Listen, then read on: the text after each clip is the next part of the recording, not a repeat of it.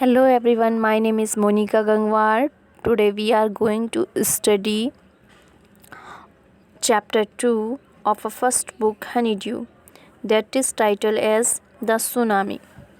हम जो है आज हनीड्यू बुक का चैप्टर 2 पढ़ेंगे जिसका नाम है सुनामी। इसमें जो सुनामी चैप्टर इसमें टी जो है वो साइलेंट रहेगा। जो सुनामी होती है वो होती क्या है? सुनामी जैसे धरती पर जब भूकंप आता है तो वह भूकंप कहलाता है। धरती पर जब भी हलचल होती है तो वो भूकंप कहलाता है, लेकिन जब समुद्र में तूफ़ान, समुद्र में भूकंप आता है तो वो सुनामी कहलाता है।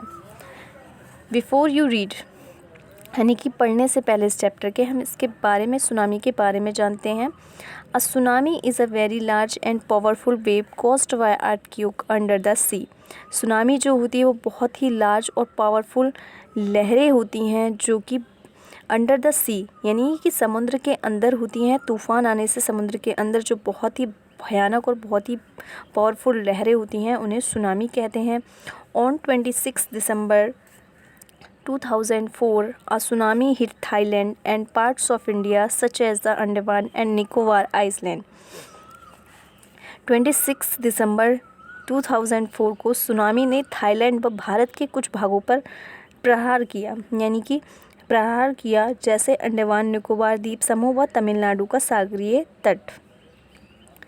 Here are the some stories of courage and survival। और यहाँ पर कुछ स्टोरीज़ हैं, कुछ कहानियाँ हैं। इस चैप्टर में 3 पार्ट्स हैं और जिसमें कुछ कहानियाँ हैं किसके साहस के ऊपर, ये कैसे लोगों ने वहाँ पर साहस दिखाया सुनामी की जो लहरें थीं उनसे बचने के लिए, और कैसे उन्होंने सर्वाइवल किया। Did animals sense that tsunami was coming? जो एनिमल्स होते हैं, क्या जो एनिमल्स होते हैं जानवर महसूस कर लेते हैं कि सुनामी आ रही है? Some stories suggest that they did. कुछ कहानियाँ ये बताती हैं ये कि हाँ वास्तव में ऐसा है कि वह महसूस कर पाते हैं कि हाँ यहाँ पर सुनामी आ रही है। स्टार्ट करते हैं first part. These stories are all from the Andaman and Nicobar archipelago. Ignatius was the manager of a cooperative society in Kachchali. ये कहानियाँ जो हैं सभी वो अंडमान निकोबार द्वीप समूह की हैं। यहाँ पे इग्नीशियस जो होता है कैच्छल में स्थित जो होता है सहकारी समिति में प्रबंधक था। कौन था? प्रबंधक था, मैनेजर था। His wife woke up at 6 AM because she felt an earthquake। उसकी जो वाइफ होती है वो उसको वह 6 बजे जगाया उसने, क्योंकि उसने भूकंप का अनुभव किया।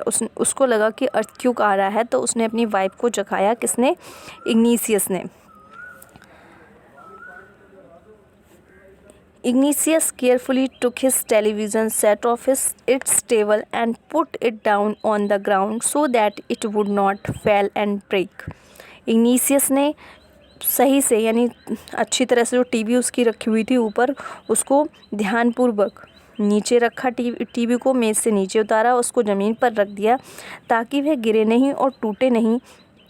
Then the family rushed out of the house. और तब उसकी जो फैमिली थी वह वहाँ से अपना पूरा परिवार को लेके वो घर से बाहर की ओर भागता है, यानी घर से बाहर निकल जाता है। क्योंकि जो सुनामी है वो क्या है, वो सारी जितनी भी बिल्डिंग्स हैं, जो भी एनिमल्स हैं, जो भी मैन है, सबको बहा कर ले जाती है। तो उसने सोचा कि मैं घर से बाहर चला जाता हूँ, तो अपनी पूरी फैमिली को लेकर के घर से बाहर चला जाता है और टीवी जो होती है वो ज़मीन पर रख देता है कि सुनामी से वो टूटे ना।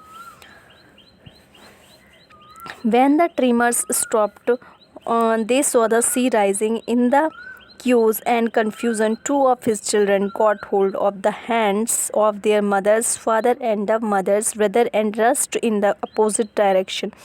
When the tremors stopped, और जब कंपन थपा, यानी जी ट्रीमर्स का मतलब होता है a slight shake earth tremors, the earth shakes during an earthquake।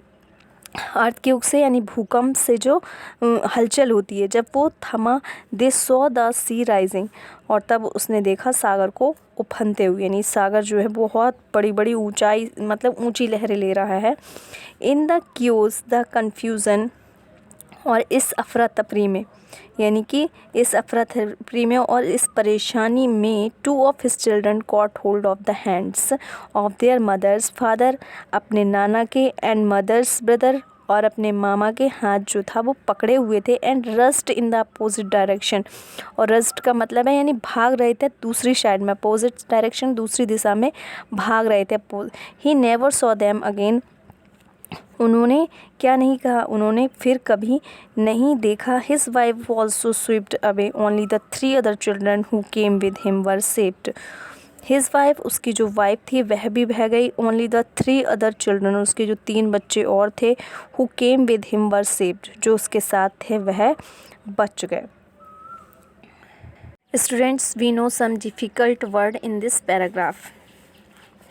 Our first word is archipelago. Archipelago का मतलब होता है a group of many islands and the surrounding sea, सागर से ढका हुआ कई महाद्वीपों का समूह।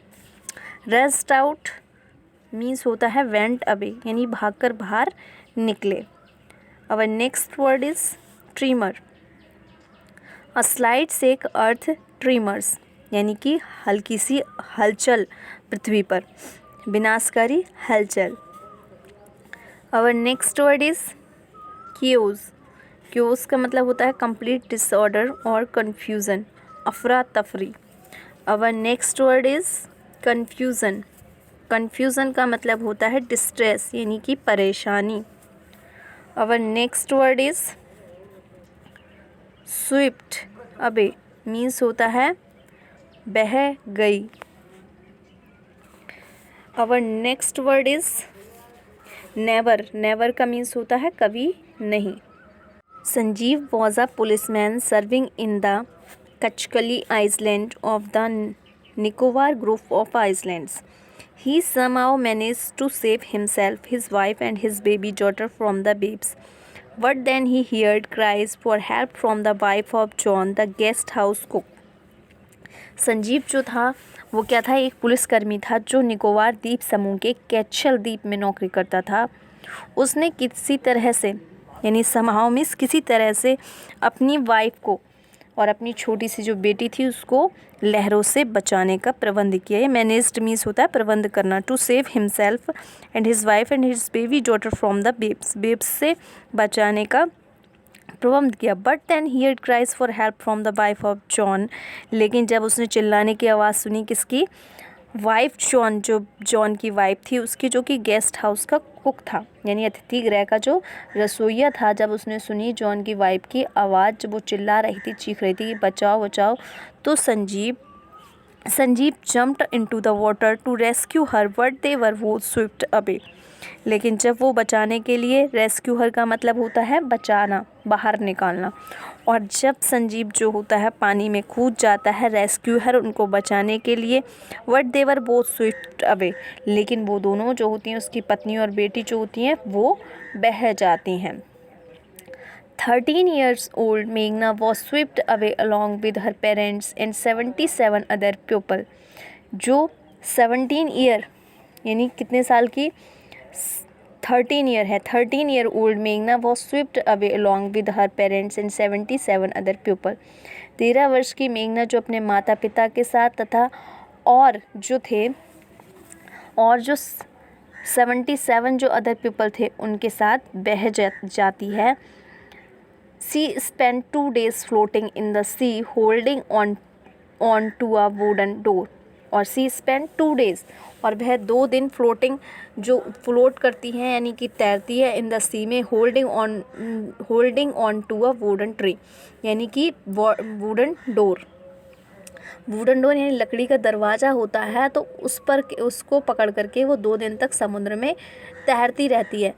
11 times he saw relief helicopter, यानी कि 11 बार जो रिलीफ हेलीकॉप्टर होते हैं जो कि क्या करा रहे होते हैं, यानी कि लोगों को राहत दे रहे होते हैं, उन हेलीकॉप्टर्स को 11 बार देखती है अपने सिर के ऊपर, यानी कि जब वो देखती है तो सिर के ऊपर उसके हेलीकॉप्टर जो होते हैं वो उड़ रहे होते हैं, 11 बार उनको देखती है।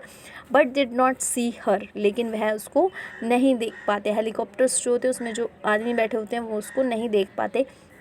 सी was brought to the shore by a pay, उसको एक लहर किनारे तक लेकर आई। She was brought to the shore by a wave, उसको एक लहर किनारे तक लेके आई। And was found walking on the sea shore in are days, और वह वहाँ पे क्या करती है, सागर तट पर जब वो आ जाती है उसके किनारे पे, तो सागर तट पर वह घबराई हुई स्थिति में टहल रही होती है। क्या कर रही होती है?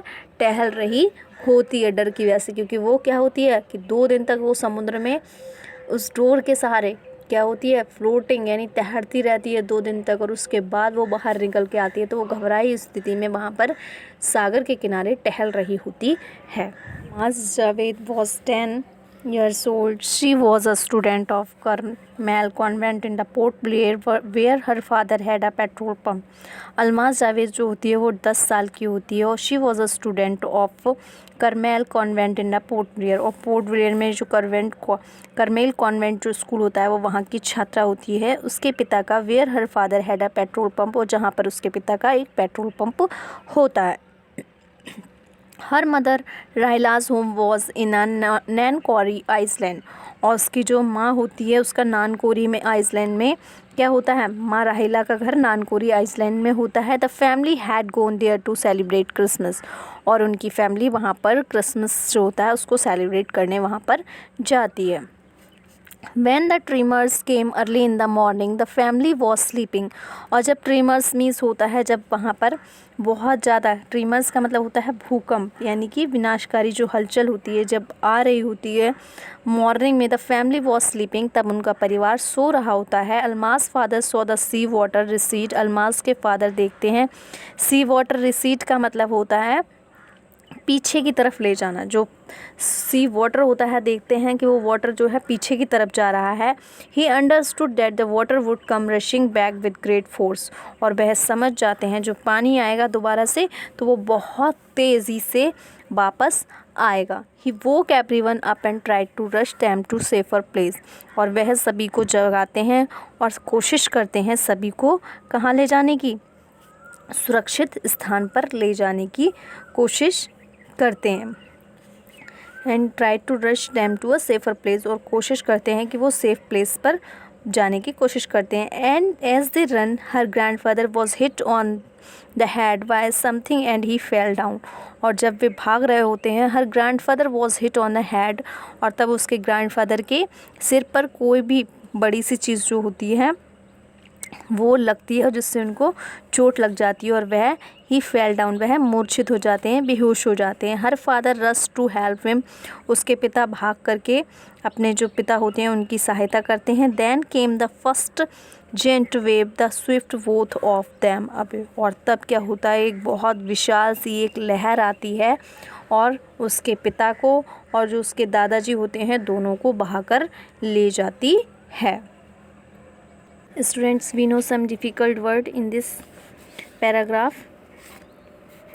Our first word is rescue her. Rescue her means to save out, बाहर निकालना. Swift away means floating away, बह गए. Our next word relief helicopter. Helicopters bringing help to people, जो helicopters जो लोगों को बाहर निकालने में मदद कर रहे थे. Daze means होता है घबराई हुई. सीसोर इन अ डेज मीन्स होता है घबराई हुई. Our next word is recede. Recede का मीन्स है move back from where it was, पीछे को ले जाना. Our next word is great force. Forcefully, बलपूर्वक. Our next word is hit. HIT hit. Hit means होता है हर्ट.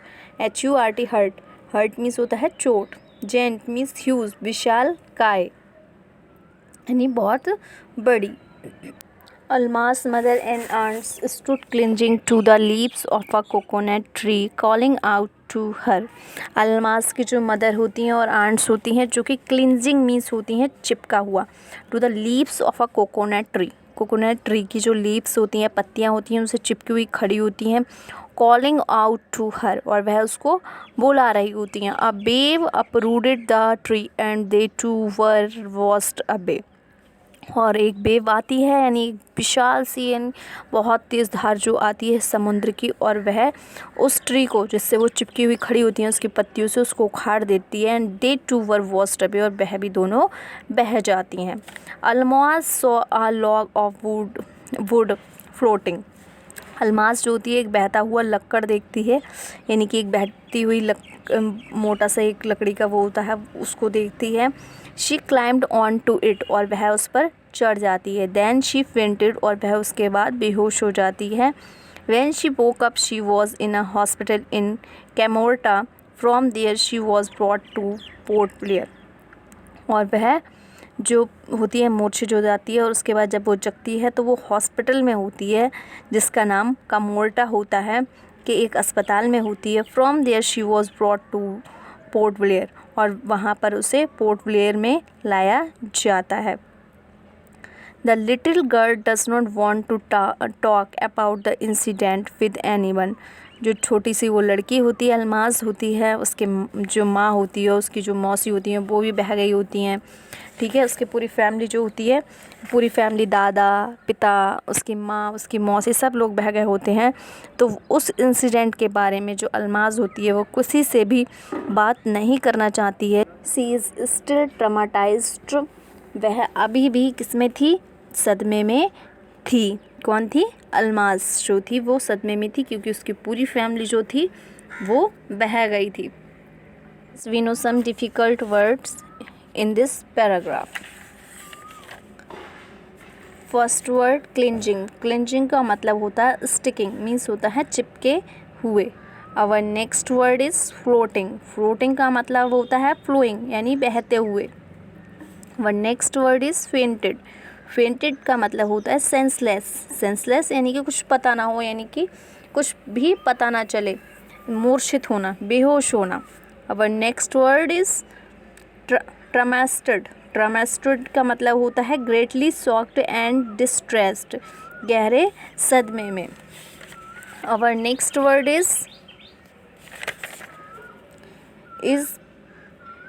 ब्रॉट। ब्रॉट का मतलब होता है लेकर आना। Next word is incident. Incident means होता है घटना। क्या होता है? घटना। अपरूटेड मीन्स होता है उखड़ना। Uprooted a wave, uprooted a tree means उखेड़ करके फेंकना। कॉलिंग। कॉलिंग का मतलब होता है पुकारना या बुलाना।